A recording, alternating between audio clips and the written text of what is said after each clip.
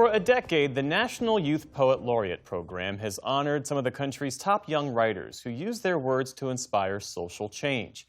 Fred to Sam Lazaro recently spoke with its newest laureate in his hometown of Cedar Falls, Iowa. It's part of our ongoing arts and culture series, Canvas. As Daniel Umemezie strides through the halls of Cedar Falls High School, he carries with him many titles: Homecoming King, two-sport athlete, entrepreneur, Daniel, and now National Youth Poet Laureate. In April, the 18-year-old was selected from a pool of hundreds of young writers, local poets laureate from sites around the country. I'm still relatively shell-shocked, right? I mean, it's all that, kind of bundled into this emotion of, excitement and honor. Umemezie grew up in Nigeria. He was passionate about art and music from an early age. I played the piano for 14 years. I've played the drums. I played 9 instruments, actually. So I've done a lot of the arts: drawing, painting, crocheting, knitting. I mean, I did architecture for a while. So everything I've dabbled in it all. And he was an avid reader, regularly scouring the books in the library of his preacher father. I would read the dictionary, because our dictionary had pictures in it. I loved to read. I loved to find out all the different words, all the different ways you could say a certain thing. He has always been that kind of child that is hungry for knowledge. Sometimes you just feel like his mind walks round the clock. Like, does this mind ever get a break? When Umemezie was 13, his mother got a nursing job in the U.S., so the family, Daniel, his parents, and 2 siblings, moved first to Texas, then to Iowa. The biggest thing I would say I experienced really was the culture shock. I mean, you don't say, "I'm sorry," you say, "my bad." You don't write with a pen. You use a pencil to shade in your answers. It's a bit of a shock when you grew up with, a group of people, a group of friends, and you have to move, right? And then you leave all of that behind to start a new life and, to meet new people and grow new connections. Writing and poetry in particular soon became the way Umemezie bridged his 2 worlds. I come from 2 Nigerias, a Nigeria where words are rain on ding-tongs and laughter rumbles, barefoot, down the yellow throat of traffic, a terry chest bare and clotted with coal. I come from a language, from a mouth laced with generation, so when I say the words Odemma, it is fine and it will be fine, and I am telling you that it is fine. I come also from a second Nigeria, one where the generator's chesty cough is the most reliable sound in the neighborhood, one where the madmen cry in the streets and no one knows their names, and no one watches as the street preachers lay hands on potholes, but the madmen still say amen in faith that one day God and the government might share a contractor.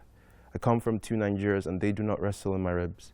They take turns breathing, 1 lung each, which is why some mornings I wake up short of air and do not know which country to ask.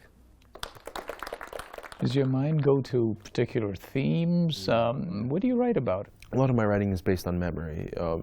In memory of place, memory of people, memory of things, memory of objects, memories that I don't even have. Memory it's not a one-way street. You make a memory with someone, the person makes a memory with you. It's a relationship, right? And we can explore that with poems, we can explore that with music.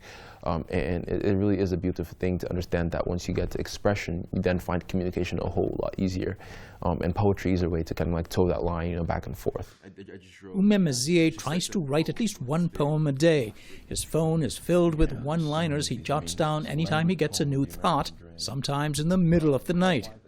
His notebooks are similarly packed with poems he's workshopping. In the sun, I am visible through my skin, an ocean of stars, see-through, sparsely interstitched into a pool of lucent wax. I couldn't decide if it was black or wax.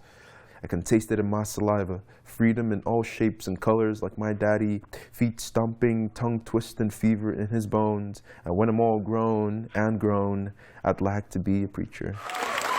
During his sophomore year, an English teacher encouraged Umemezie to enter a local poetry competition. He won and went on to become the Cedar Valley Youth Poet Laureate and the Iowa Student Poet Ambassador before winning the national honor this year. A country that is bruised but whole. He follows in the footsteps of poets like Amanda Gorman, who was the first National Youth Poet Laureate in 2017, and read her poem, The Hill We Climb, at President Joe Biden's inauguration in 2021. The heads of men and animals. Umemezie will now travel the country for readings and workshops. He hopes to champion work that spurs social justice political participation and self-exploration. What if silence is not absence, but an actor in this drama? Presence with intention, like smoke in the closed room. I confess I do not understand its purpose. Some days it protects me, others it feels like inherited debt. I remember biting my tongue till it bled, not from fear, but from believing that speech would cost more than silence ever did. I want to see a change, right, in society where youth are taken seriously. And then from that point on, we can find that youth have the confidence to then speak up on matters, whether it be politics, whether it be matters of sexuality, whether it be matters of religion, whether it be matters of war. And I see poetry as a huge, huge tool for that, because poetry gives you the freedom to say a lot of things. Poetry gives you the freedom to be free from whatever you might think holds you back. Umemezie graduated from high school in May. He plans to go to Iowa State University in the fall, not to study creative writing, but, get this, aerospace engineering. Already, he started a company with 3 friends developing drone technology to aid in disaster relief. And he hopes to earn a master's someday at the renowned Iowa Writers' Workshop. For the PBS News Hour, this is Sam Lazaro in Cedar Falls, Iowa.